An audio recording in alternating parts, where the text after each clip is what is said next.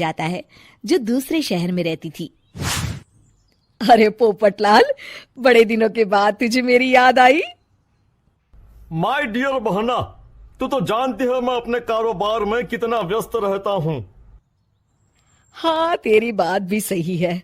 अब आया है तो कुछ दिन ठहर के जाना।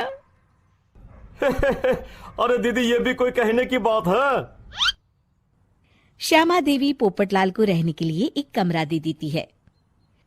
अगली सुबह पोपटलाल जोर जोर से गरारे करना शुरू कर देता है।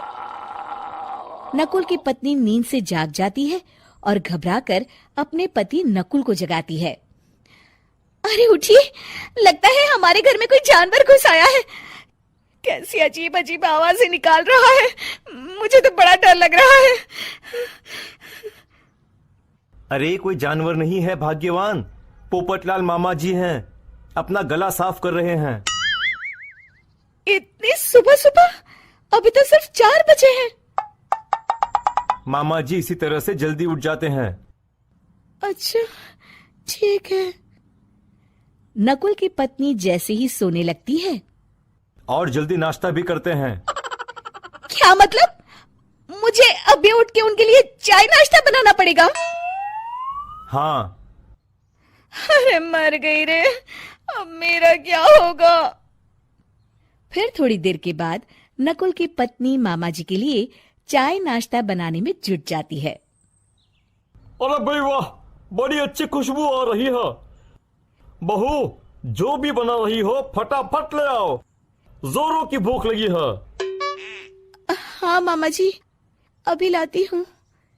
देखते ही देखते पोपटलाल सारा नाश्ता चट कर जाता है।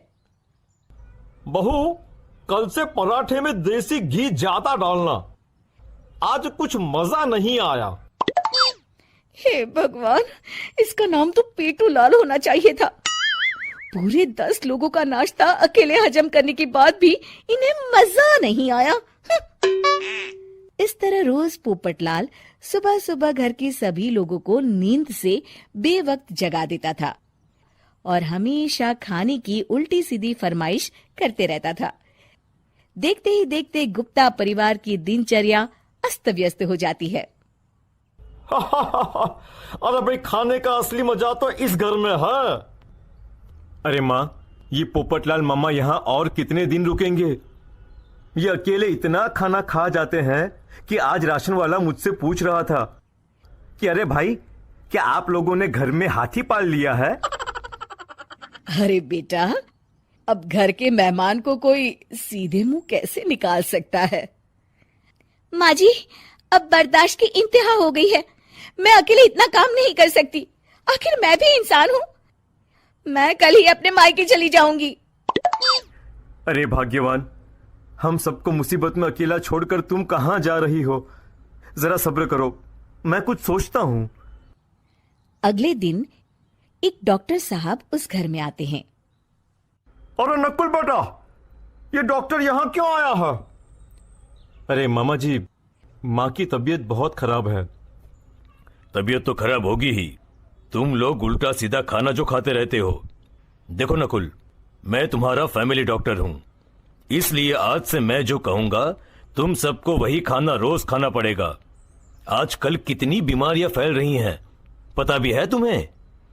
आज से तुम सब सिर्फ सलाद और करेले का जूस पियोगे, समझे? डॉक्टर अंकल, आप ठीक कहते हैं। पोपटलाल घबरा के, अरे क्या खाक ठीक है भांजे? ये डॉक्टर सीधे सीधे हमें घास फूस खाने के लिए कह रहा है। अरे मैं कहता हूँ भगा इस डॉक्टर के बच्चे को यहाँ से। अरे मामा जी, डॉक्टर साहब ठीक ही तो कह रहे हैं। इसी बहाने आपका इतना बड़ा पेट जो बाहर निकला हुआ है वो अंदर हो जाएगा। इस तरह गुप्ता परिवार रोज खाने में सिर्फ सलाद खाना शुरू कर देता है। बेचारे पोपटलाल का बुरा हाल हो जाता है। ये लीजिए मामा जी, ताजा ताजा करेले का जूस। अरे नहीं नहीं बहू, मैं मरने से पहले मरना नहीं चाहता। मुझे तुम लोग माफ करो। यह भेड़ बकरी वाली जिंदगी तुम लोगों को मुबारक हो। मैं तो चला यहां से। पोपटलाल अगले दिन ही घर छोड़कर चला जाता है। क्यों बेटा नकुल, मेरी अदाकारी कैसी थी? मजा आ गया डॉक्टर। आपने तो बॉलीवुड के कलाकारों को भी मात कर दिया। आपको तो ऑस्कर मिलना चाहिए। बेटा ये थोड़ा ज्यादा हो गया।